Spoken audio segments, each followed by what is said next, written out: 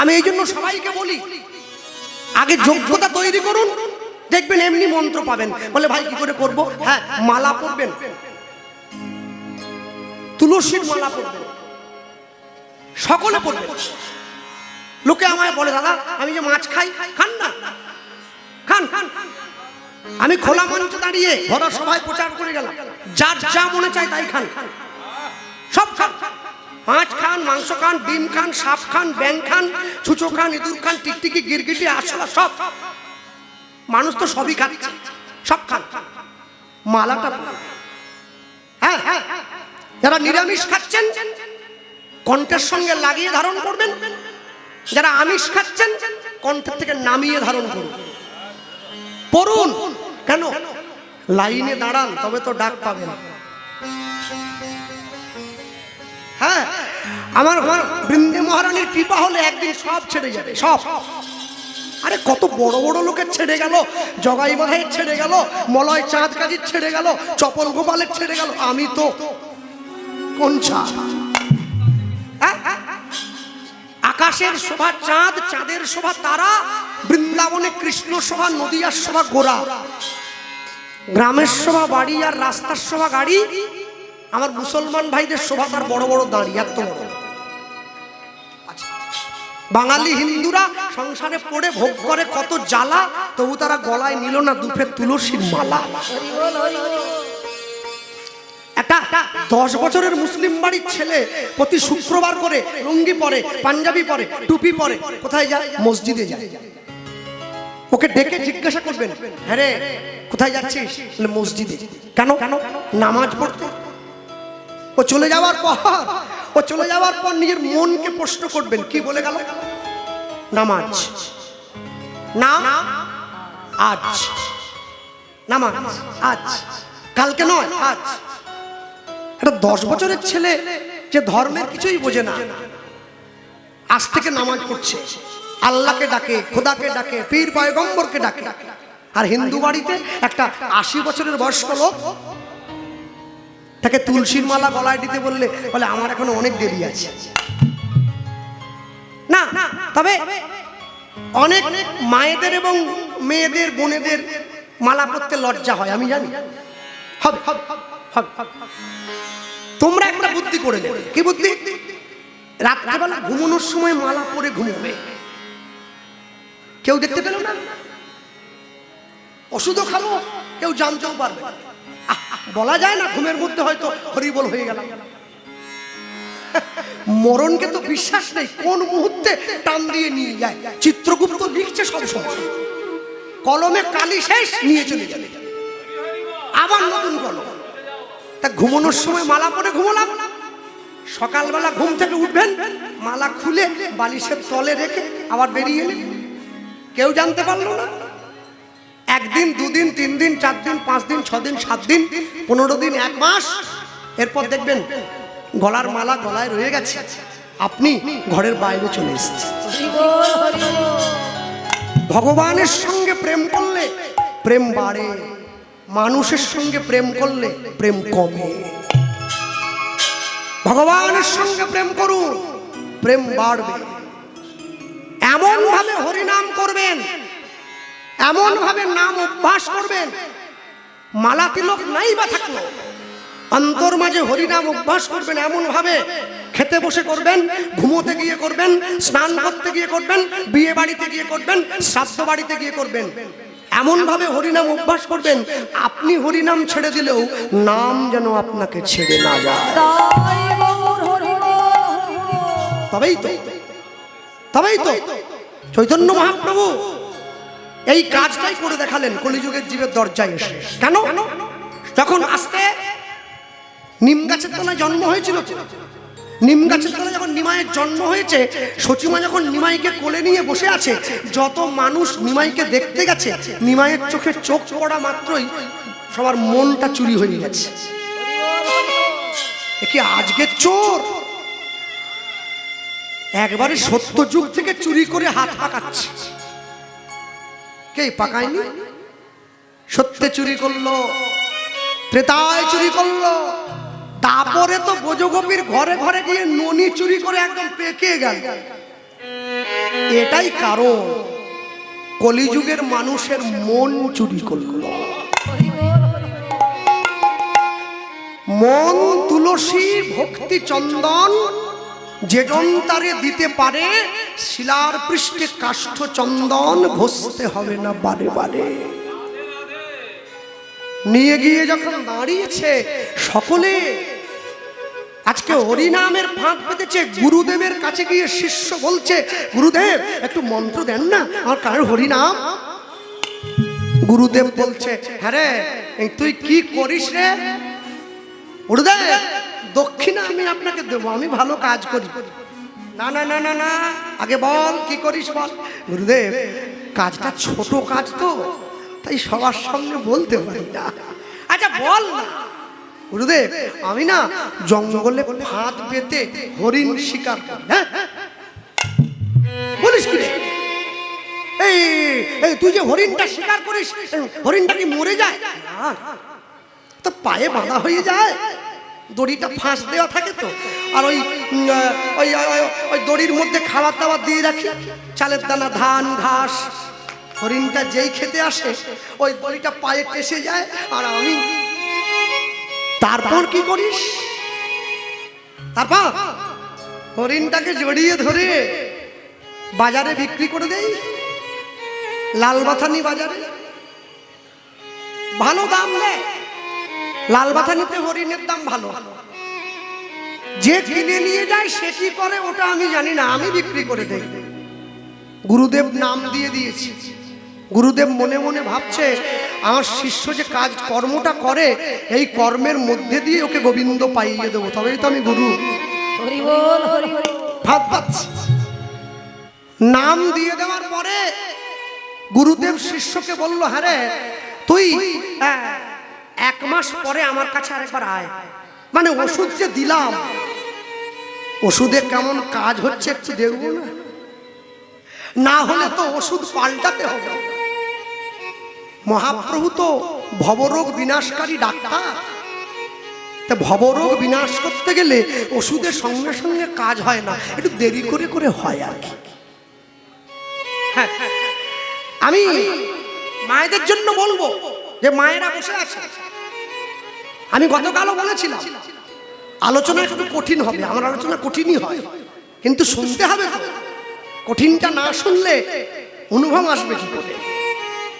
1 মাস পরে শিষ্য গিয়েছি, গুরুদেব এদিকে নাম করছিস তো? হ্যাঁ আপনি যেমন বলেছেন তেমনই করছি।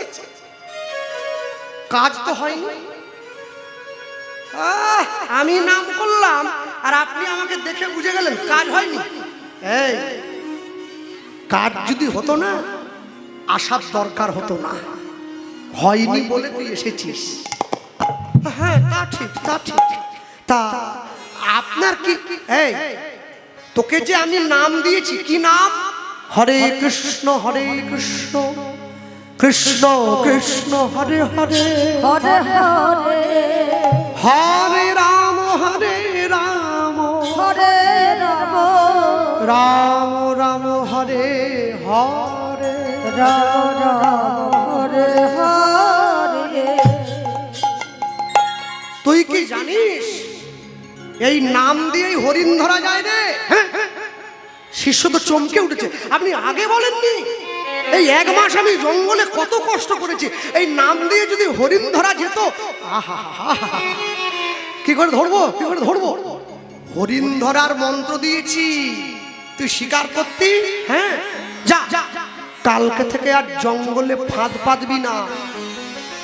জঙ্গলের বাইরে পেতে বসে থেকে এই মন্ত্র জপ কর। গুরুদেবের কথা বিশ্বাস করে শিষ্য তো জঙ্গলের বাইরে ফাঁদ পেতে দিয়েছে। ভগবান দেখছে সর্বনাশ।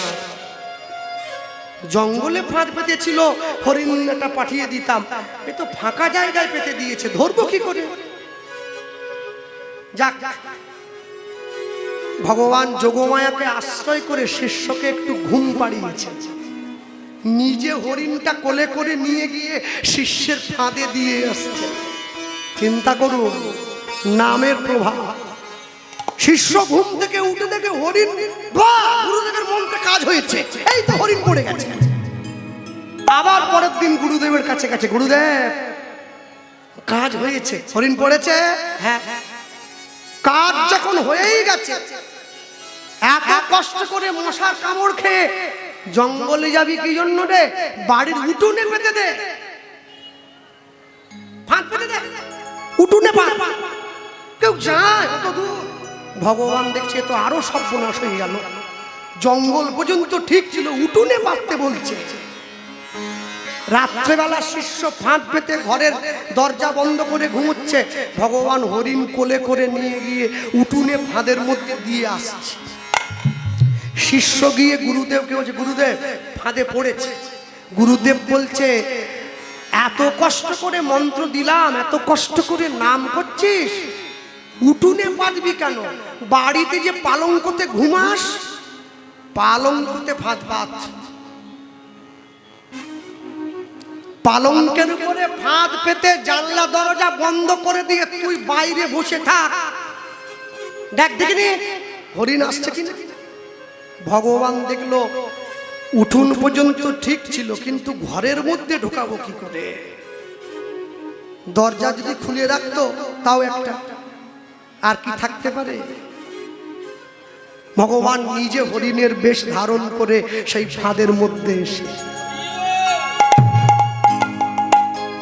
পরের দিন সকালবেলা যখন শিষ্য দরজা খুলেছে, দেখছে আজকে যে হরিণটা ফাঁদে ধরা পড়েছে অন্য হরিণের মতো নয়। হরিণটাকে কোলে নিয়ে গুরুদেবের আশ্রমে গিয়ে শিষ্য বলে, গুরুদেব আজকে যে হরিণটা ধরা পড়েছে এই হরিণ তো অন্য হরিণের মতো নয়। গুরুদেব শিষ্যকে ডাক দিয়ে বলে, এই হরিণ তো বনের হরিণ নয়, এই হরিণ হলো মনের হরিণ। যে ডাকে তার ঘরে যাও, যে ডাকে না তার ঘরে যায় না, তার ঘরে যায় না। আরে মোর গৌরাঙ্গ চাঁদ, অখিল জীবের মনোলোচন ফাঁদ। এই মায়ার সংসার রূপী ফাঁদ হতে গৌর মোদের উদ্ধার করে তার চরণে দেবে বলে,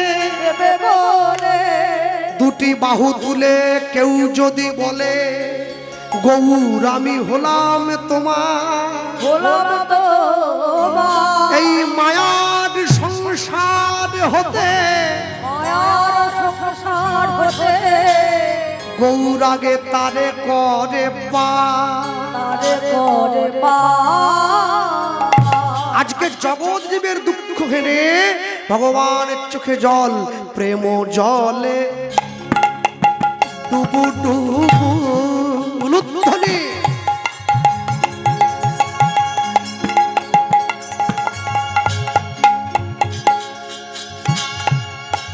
প্রেম জলে ডুবু ডুবু,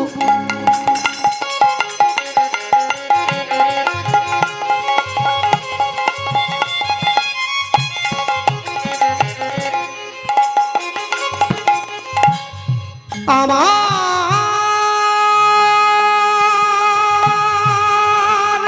গোরা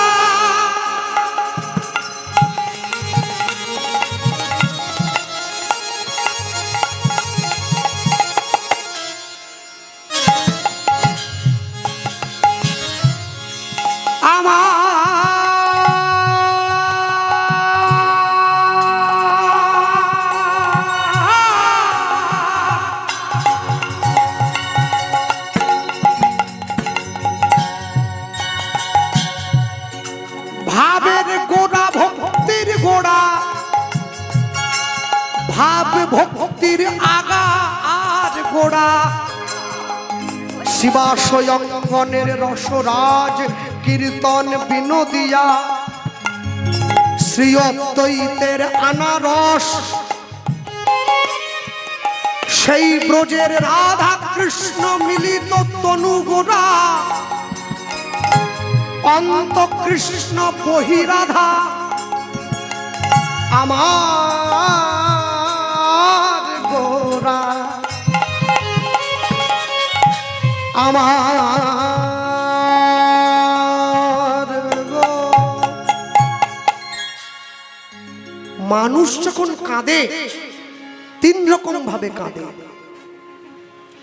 কাউকে হারিয়ে সংসারের দুঃখে কেউ যদি কাঁদে তখন দেখবেন তার চোখের জলটা তার চোখের বাইরের কোল দিয়ে গড়িয়ে পড়ছে। মায়ার অভিনয় করতে গিয়ে কেউ যদি কাঁদে তখন দেখবেন তার চোখের জলটা ভেতরের কোল দিয়ে গড়িয়ে পড়ছে। কেউ যদি ভগবানের জন্য কাঁদে, আল্লাহর জন্য কাঁদে, খোদার জন্য কাঁদে, বিনা স্বার্থে কেউ যদি কাঁদে তখন তার চোখের জলটা চোখের মাঝখান দিয়ে গড়িয়ে পড়ে।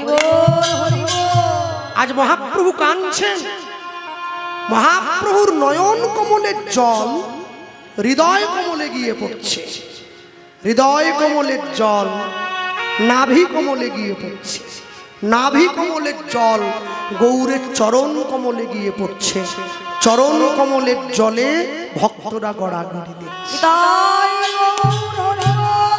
প্রেম জলে ডুবু ডুবু নিতাই গৌর হরি বল। লোচন তারা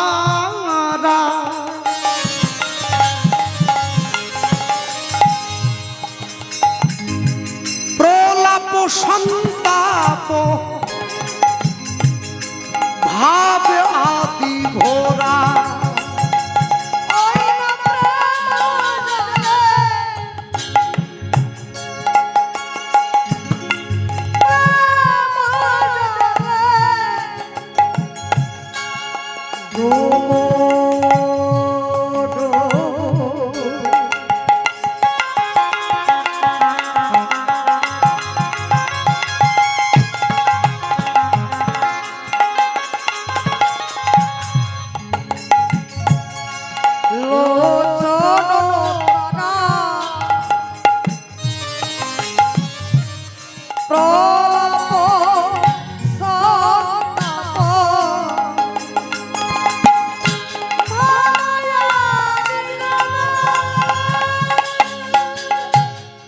ও যে জীবের হাতে ধরে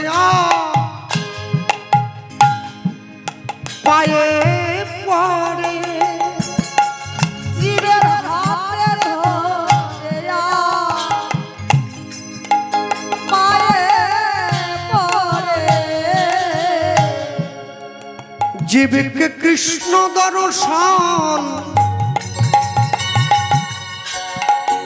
করাইবে বলে, জীবের হাতে ধরে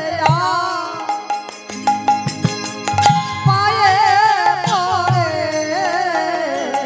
ওই যে না চাহিতে প্রেম বিলাইয়ে দিল, জীবের হাতে ধরে পায়ে পড়ে, ওই যে জগাই মাধাইয়ের মতো মাতালকে কৃষ্ণ নামে বিলালো, হাতে ধরে পায়ে পড়ে, দেখো মলয় চাঁদ কাজীর মতো মুসলমানকে প্রেম বিলালো, হাতে ধরে পায়ে পড়ে, ওই দেখো হরি নামে হরিকে নামাইয়ে আনলো, হাতে ধরে পায়ে পড়ে, ওই দেখো সম্ভোগ বিপ্রলব্ধের মহামিলনে ঘটালো, হাতে ধরে পায়ে পড়ে, বলি মোদের সবার গৌর হরি, হাতে ধরে পায়ে পড়ে, জীবের ভব পারের কান্ডারি, হাতে ধরে পায়ে পড়ে, ওই যে রাধা কৃষ্ণ একাকৃতি, হাতে ধরে পায়ে পড়ে, যে কিনা হরি হয়ে বলছে হরি, হাতে ধরে পায়ে কলির জীবের পতিত পাবন অবতরী হাতে ধরে আর পায়ে পড়ে ওই যে আমার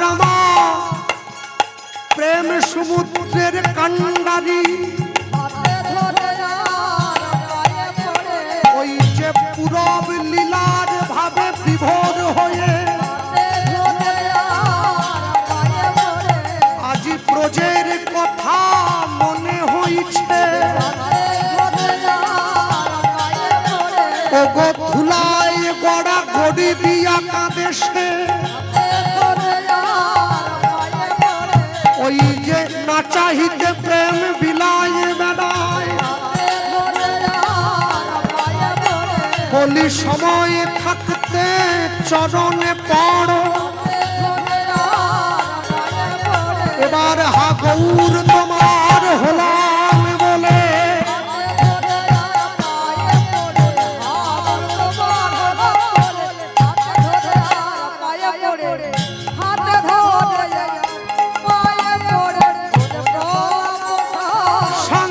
সন্তাপয়াদি ভাবয়াদি ভোরা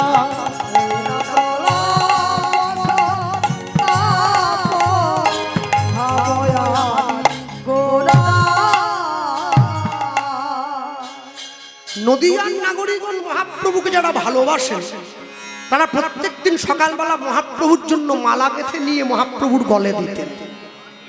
প্রভু দরজার বাইরে দাঁড়িয়ে দরজা খোলো, ফুলের মালা এনেছি তোমার গলায় দেব। এই যে মায়েরা বসে আছে, আপনাদের বাড়িতে ভগবানকে মালা দেন না? কিনে দেন না গেঁথে দেন? কিনেও দেন গেঁথেও দেন, দুটোই তো। আচ্ছা, মালা গাঁথতে দুটো জিনিসের বড় প্রয়োজন, একটা সুচ একটা সুতো। ফুল তো দরকার, ওটা বললাম না। নদীয়ার নাগরীরা প্রতিদিন মহাপ্রভুকে মালা দিতেন, সুতোও থাকতো না, সূচও থাকতো না। একটা ফুলের সঙ্গে আরেকটা ফুলকে ধরে জয় গৌর বলার সঙ্গে সঙ্গে দুটো ফুলে জোড়া লেগে যেত। কেন? ফুলটারও তো ইচ্ছে হয় গৌরের সেবা করি নাকি?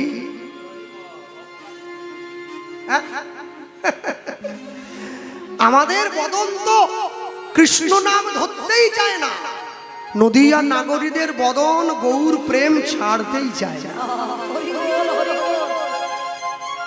একটার সঙ্গে একটা ফুল ধরে জোড়া দিত। ব্রজগোপীদের মনে ধারণা আছে সুতোটার ঘষা লেগে যদি প্রভুর গায়ে আঘাত লেগে যায়। আজকে নদীয়ার নাগরিকগণ মালা গেঁথে নিয়ে এসেছে মহাপ্রভুর ঘরের দরজায় দাঁড়িয়ে সচিমাকে ডাকছে, মা দরজা খুলে দাও, মালা দেব যে, তোমার নিমায়ের জন্য মালা গেঁথে এনেছি, মা দরজাটা খোলো। সচিমা দরজা খুলেছে, নদীয়ার নাগরীরা ঘরের মধ্যে প্রবেশ করলেন। প্রবেশ করে দেখছেন আজকে গৌরহরি একটা ধুতি পরেছেন, সাদা ধুতি। প্রভু তোমায় না আমরা বলেছি এখনো সাদা পরবে না? তোমায় যে আমরা ভালোবাসি, ভালোবাসার মানুষ যদি কোনো রং না পরে ভালো কি বাঁচতে ইচ্ছে করে? দেখবেন যে মায়েদের স্বামী নেই তারা সাদা কাপড় পরেন। কেন? কেন? ভালোবাসার মানুষ চলে গিয়েছে, জীবন থেকে রং হারিয়ে গিয়েছে, তাই সাদা পরছেন। মহাপ্রভুকে নদীয়া নাগরীরা দেখে বলছেন, প্রভু তুমি সাদা পরেছ কেন? এ কথাগুলো আমি বলতে চাই না, কিন্তু আমি তো মুখস্থ করে গান গাই না, যার জন্য আমার এসে যায়। প্রভু তুমি সাদা পরলে। মহাপ্রভু কাপড়টা পরে আছেন, মহাপ্রভু চরণের উপরে কাপড়ের কোছাটা দুলছে, লাল পাড় দেওয়া আছে। সাদা কাপড়ে লাল পাড়, কি মানিয়েছে প্রভু। ধুতির কোছাটা চরণের উপরে কেন? মহাপ্রভু কাঁদতে কাঁদতে বললেন, তোমায় ভালোবাসো বললে ওইটা জগৎ জীবকে বোঝাবার জন্যই তো। নদিয়ার মানুষ গৌরকে ভালোবেসেছে, তাদের প্রেম শুভ্র, তাদের প্রেম পবিত্র, তাতে কোনো কালি নেই। ওই জন্য সাদা কাপড় পরেছেন, আর তারা প্রভুকে ভালোবাসা দিয়েছেন প্রভু দেহের প্রতি নয়, রাতুল রাঙা চরণের প্রতি। ওই জন্য লাল পাড়টা প্রভুর চরণের উপরে। নিতাই গৌর হরি বল হরি বল। প্রভুর চরণের উপরে। মহাপ্রভু নদিয়া নাগরিকে কাছে ডেকে বলছে, তোমরা একটু আমার কাছে এসো। আজকে কথা বলতে পারছেন না, সকলে কাছে গিয়ে বসেছেন। প্রভু কি হয়েছে তোমার, কি হয়েছে আমাদের বলো, আমাদের বলো, কি দুঃখ তোমার? কাঁদিয়া কহে পুন ধিক মোর বুদ্ধি, কেন অভিমানে হারাইনু আমি কানু গুণ নিধি।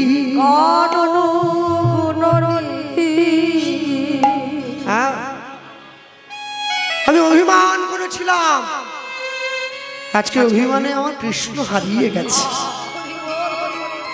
আমি গতদিন বলেছিলাম তো, যিনি নিজে কৃষ্ণ তিনি আজ কৃষ্ণ বলে কাঁদছেন। ছি ছি ছি, এই জন্যই মানুষ এত কটু কথা বলে। রাধা কৃষ্ণ মিলিত তনু হয়ে যদি গৌর এলো, তাহলে ভক্তরা কেন বলে, মানুষ কেন বলে গদাধর নাকি রাধারানী? বলেন না, রাধা কৃষ্ণ যদি মিলেই গেল, আবার গদাধর কি আকাশ থেকে পড়লো? যতটুকু মিলেছিল ওইটুকু গৌর হয়েছে, যেটা মেলেনি ওইটা গদাধর হয়েছে। কি আমরা বলতেই তো পারি সকলে মিলে একযোগে, কি এসেছে ব্রজের বাঁকা কালো সখা, আয় তোরা দেখবি যায়, দেখবি যায় তোদের এই সোনার নদিয়া।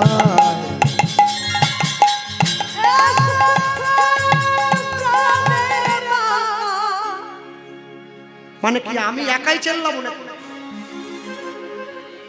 হ্যাঁ, মানে আমি পয়সা নেবো বলে সব দায়িত্ব আমার, আর আপনারা চাউমিন খাবেন আর বসে থাকবেন?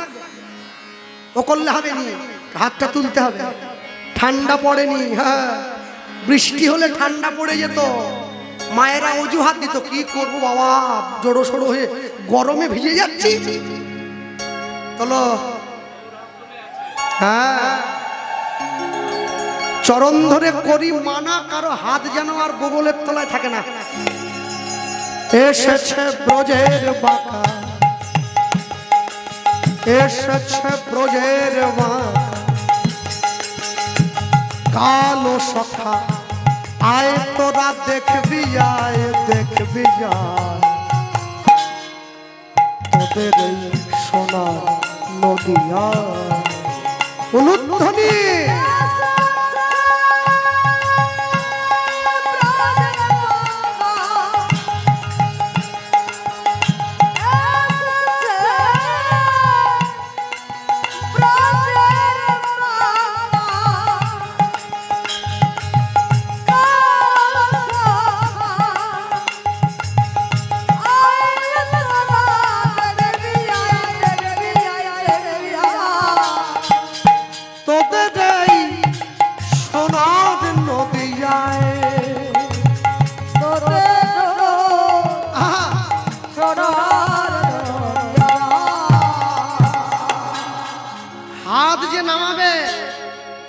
আমি যাওয়ার সময় কমিটির বাবুদের বলে দিয়ে যাব, এরা কেউ যেন লক্ষ্মীর ভান্ডার না পায়, সব নাম কেটে দেবে।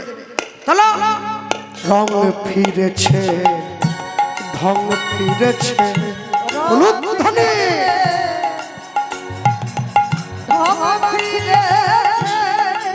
কালো এখন চেনা তাই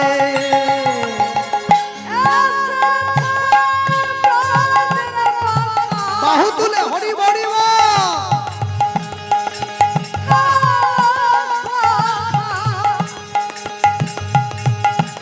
একসাথে বলো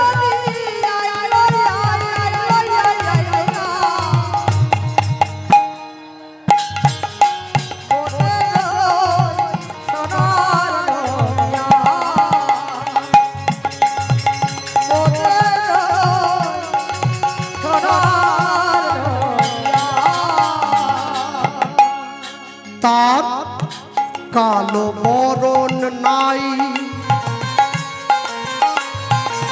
সখী গো কালো বরণ নাই রাই অঙ্গে অঙ্গ মেখে গৌর হলো তাই হরিব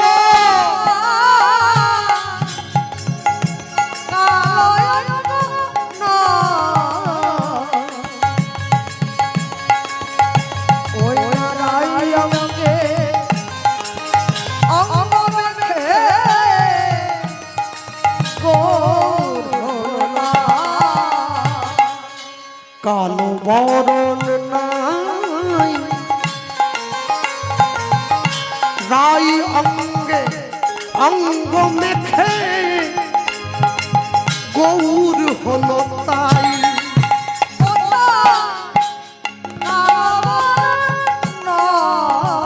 হরি হরি বল হরি বল ওই গৌরঙ্গে অঙ্গ মেখে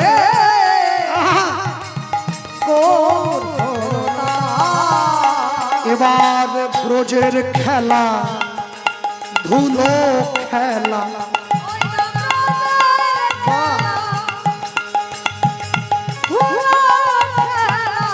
খেলতে এলো নদিয়ায় নদিয়ায় মোদের সোনার নদিয়ায় উলুধ্বনি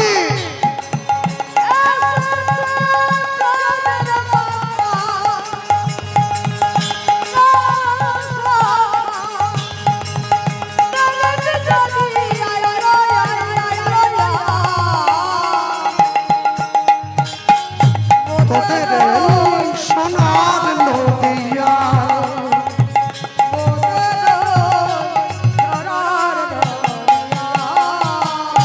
কেন কেন কেন শ্যাম রাধা প্রেমে ঋণী হয়েছে ওগো হাতের বাঁশি কেড়ে শ্যামে বিদায় দিয়েছে রাধা প্রেমে ঋণী হয়েছে হাতে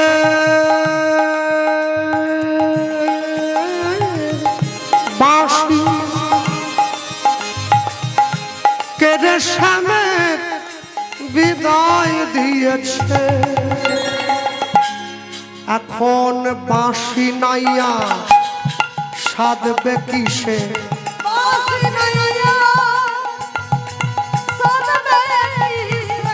হাত তুলে তাই নাম বিলায় প্রেমে বিলায়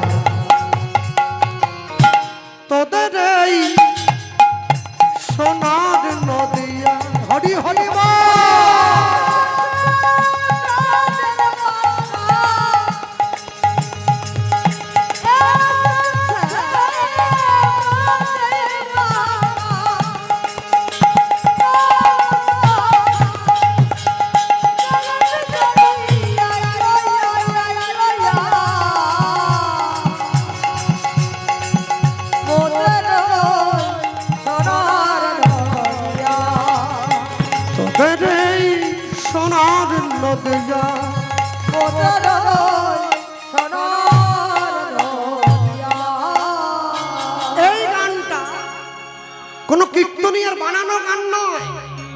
এই গানটা যার লেখা, যার দেওয়া সুর, তিনি এই মালদা জেলা রামকেলি নিবাসী বিশ্বরূপ দাস পণ্ডিত মহাশয়।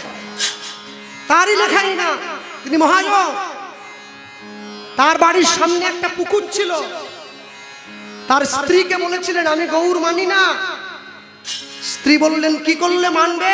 শোনো, স্ত্রী যদি কৃষ্ণ ভক্ত হয় স্বামীকেও সেই পথে নিয়ে যাওয়ার ক্ষমতা রাখে, আর যদি স্ত্রী অনাচারী হয় দুদিকেই শেষ হলো।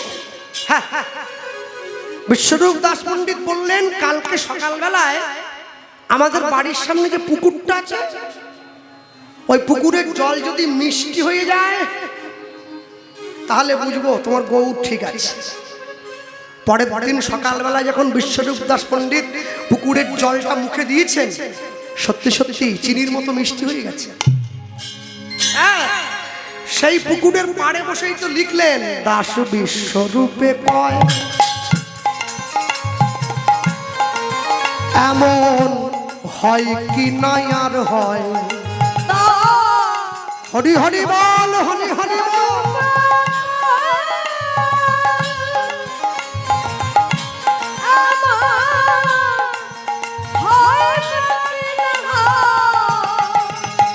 দাস বিশ্বরূপে কয় এমন হয় কি নাই আর হয়।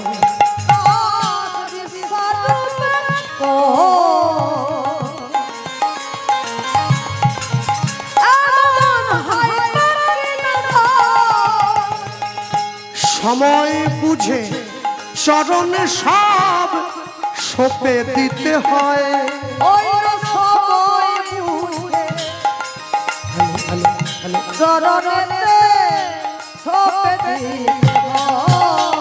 ওই না সময় বুঝে চরণে সব সঁপে দিতে হয়।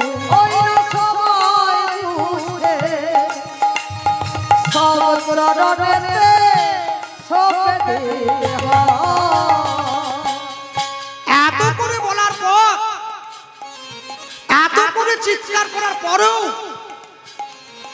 তারপরেও আমি মাঝে মাঝে একটু টেনশনে পড়ে যাই। হ্যাঁ, আমি অবাক হয়ে যাই যে মানুষকে এত করে বলছি, এত করে বোঝাচ্ছি, তারপরেও কিনা মানুষ ভগবানের প্রসাদ নেওয়ার জন্য রেশন দোকানে লাইন দিচ্ছে।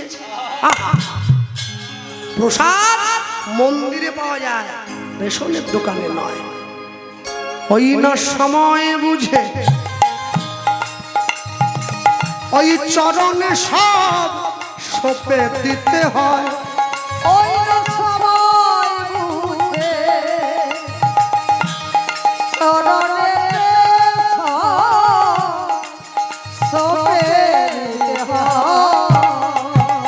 রাধার প্রেমের নগর, রসের সাগর, প্রেম বিলাতে এ ধরায়, এ ধরায় তোদের এই সোনার নদিয়া। উলুধ্বনি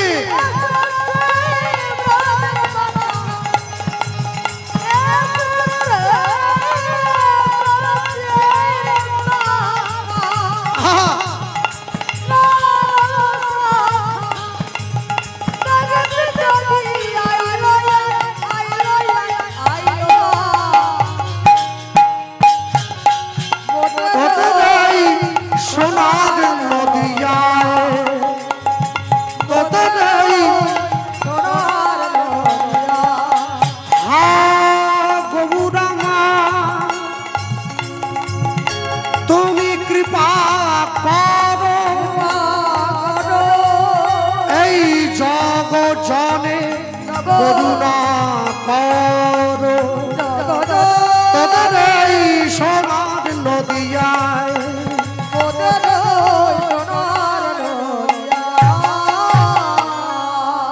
সেই নাম যারা ভগবানকে ভালোবাসলো তারাও নাম পেয়েছে, যারা ভগবানকে ভালোবাসেনি তারাও নাম পেয়েছে। তাহলে বাকি রইল কে? বৈষ্ণব মহাজন বলছে আমি বাকি রইলাম। হ্যাঁ আচ্ছা, গতকালকে একাদশী ছিল, আজকেও একাদশী হয়েছে। গতকাল দশমী বিদ্যা একাদশী ছিল বলে অনেকে করেছে, অনেকে করেনি। আজকে মহা দ্বাদশী যুক্ত একাদশী, আজকে অনেকে করেছে, এরকম যে পেরেছে। কিন্তু একটু আমার দিকে দেখুন, আমি কালকেও করিনি, আজও করিনি। কালকেও তো কমিটির বাবুরা ভালো ভালো খাইয়েছে, ওই সব ছেড়ে একাদশী করে। আর আজকে তো নিমন্ত্রণ ছিল এক ভক্তের বাড়ি দুপুরবেলা। ওরে বাবা, সে পনির দেখার পরে কিসের একাদশী? একাদশী গাছে উঠে গেছে, ছেড়ে দিয়েছি। হ্যাঁ, আমি দুদিনই ভাত খেয়েছি, অন্ন বলবো না, প্রসাদ তো হয়নি, ভাতই বলি। হ্যাঁ, কিন্তু আমি সবাইকে বলি আপনারা একাদশী করুন না, আপনারা করুন না, আমি করবো না, আপনাদের বলবো। কাজ হবে? কাজ হবে? হবে না। আজ সকালবেলায় আমাকে মাস্টারমশাই বলছেন, কৃষ্ণবাবু এই দুটো শশা খেয়ে কি সারাদিন পারেন আপনারা? ও করতে হবে না, টাকা রাখলে তবে তো সুদে বাড়বে, না যদি রাখি তো। আপনি আচরি ধর্ম জীবের শেখায়, আপনি নয় আচরিলে ধর্ম, আচরিলে ধর্ম অপরে শেখানো না যায়, শেখানো না যায়। তাহলে সেই ভগবান সকলকে নাম দিয়েছেন। আমরা এক বাক্যে বলতেই পারি, সকলে বলে উচ্চস্বরে, এই রূপে উদ্ধারিলা যত নর নারী, এই রূপে উদ্ধারিলা, হরি হরি বল, এই রূপে উদ্ধারিলা যত নর নারী, এই রূপে উদ্ধারিলা যত এই রূপে উদ্ধারিলা যত নর নারী,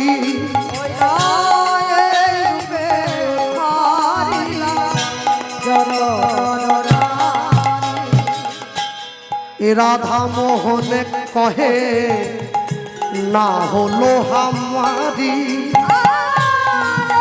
ধ্বনি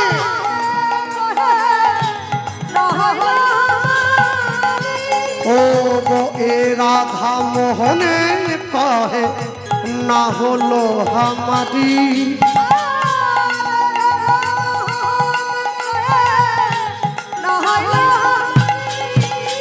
আমি এক মুখে বলতে নারী,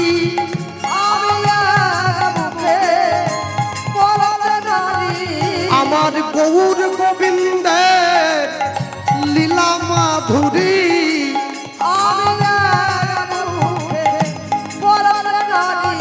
আমার গৌর গোবিন্দের লীলা মাধুরী,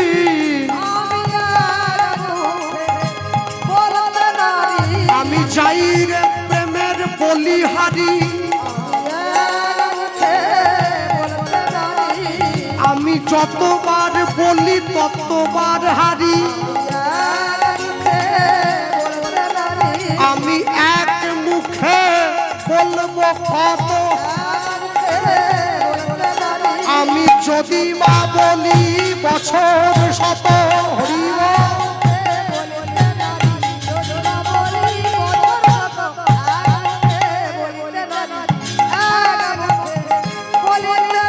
ওগো, এ রাধা মোহনে কহে না হলো হামারি,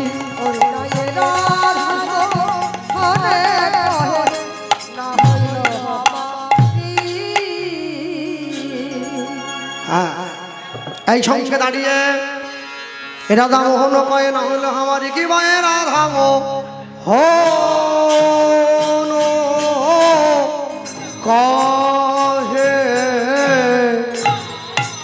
নহিল হরি কথামৃতম প্রণতি ভুবনত্রয় বৃন্দাবন মধুরম। উদ্ধব মহারাজের বলা এই শ্লোক আমরা শুনলাম। বৃন্দাবনে যাব, তার আগে আমার একটা ইচ্ছা আছে। তো এই যে ঘুরছে, এই যে ঘুরছে, নামাবলী নিয়ে কত আর ঘুরবে? অনুষ্ঠানের 3 মাস আগে থেকে ঘুরে ঘুরে জুতো ছিঁড়ে গেল, আর কত ঘুরবে? আর মানুষে ঠিক করে রেখেছে আমরা নায়ক দিবনি, আমরা ভিলেন দিয়ে দেবো। নায়ক কোনটা জানে? 100 টাকা নোটের কথা বলছি আর কি। আর ভিলেন কোনটা? ছোট 1 টাকা। ও কোনো কাজে লাগে না, ওকে কেউ নেয়নি। মানুষ হরিনামে ওইগুলোই দেয়।